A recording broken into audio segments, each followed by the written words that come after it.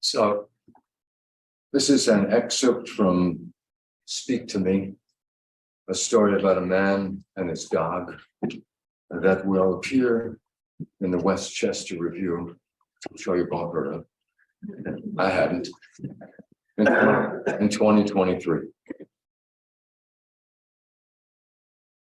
Top to bottom, methodically, one cabin to the next.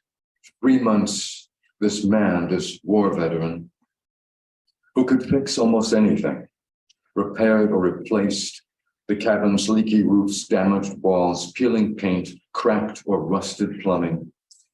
The lodge, he had yet to rename it, could not be reached easily. What would draw people to this out-of-the-way oasis?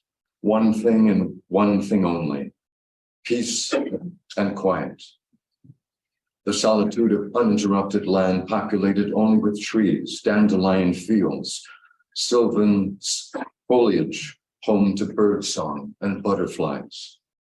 And the lake, a mile or so down the gently curving main trail, surrounded by untouched forest, the pristine waters of the welcoming lake. Twice a month, to purchase food and supplies, an ounce of pot from an old friend, Hopper drove to Jamesburg, the town where he'd grown up. With one exception, he'd never left. Doc Hopper, the townsfolk called him, who, unlike them, had been to college, seen a bit of the world, even a conflict, as it was called. The loner fella talked to himself, they said, sort of an oddball, moody too, liked to turn on a dime, but a helpless, a harmless fellow, good with his hands. Those who knew Hopper felt a simplicity about him. Groceries, hardware, building something. Good for that boy. Building something. Week after week, he sawed, hammered, scraped, grouted, ripped away, whatever it took to restore a cabin, to purposely resurrect it. Make it fittable, he said, pausing to wipe his brow. Fittable. The nights he did not sleep well, or when his mood was uncommonly dark, when walks in the woods or pot or day-long fasts or plinking targets did not help. He rambled the 20 or so minute walk to a place that never failed to lift his spirits, to restore his natural balance. The unnamed lake once boasted 4 canoes, a rack with paddles for counselors and campers, a floating lifeguard station from which the guards invoked the buddy system, and paired youngsters treading water obediently raised their arms until all were present and accounted for.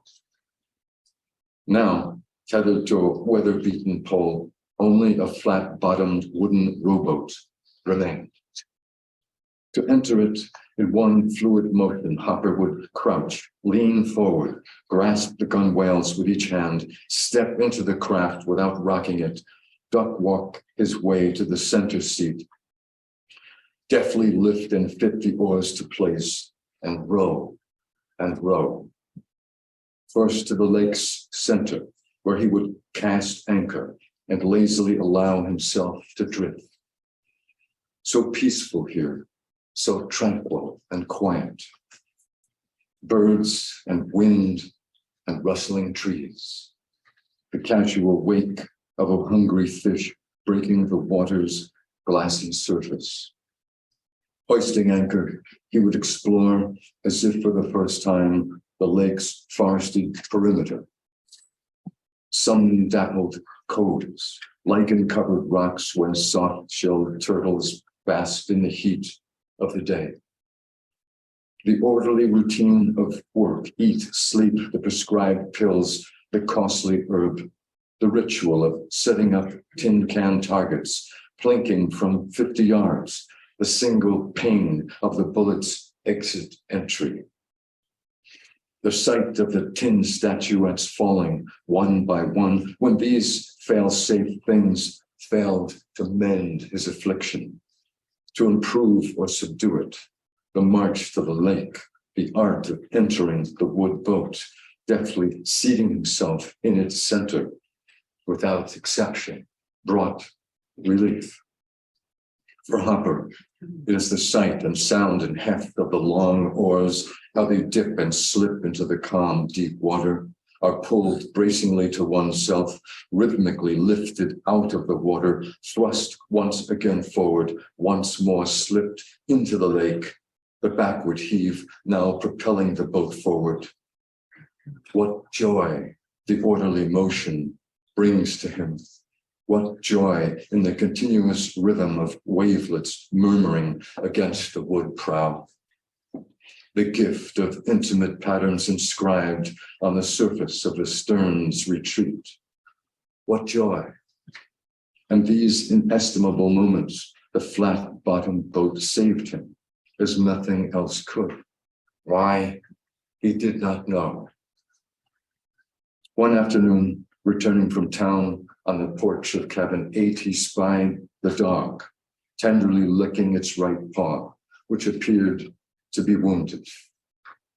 He parked his truck, cut the engine, walked to the trembling creature, crouched to it, spoke with a feeling he had not known in quite some time.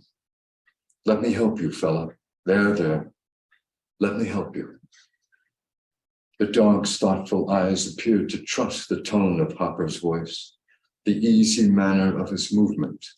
It seemed to appraise him, to take his measure as friend or foe. At his approaching touch, the dog's pink tongue licked his hand. There, said Hopper.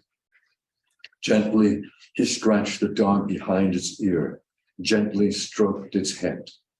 The animal's tail repeatedly thumped the wood plank floor. Fella. He would name the dog Fella.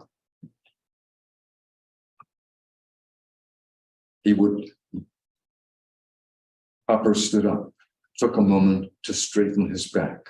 The groceries could wait. Let me wash that off, he said. Let's go inside. Clean it up. That's a good dog. Come inside. Thank you.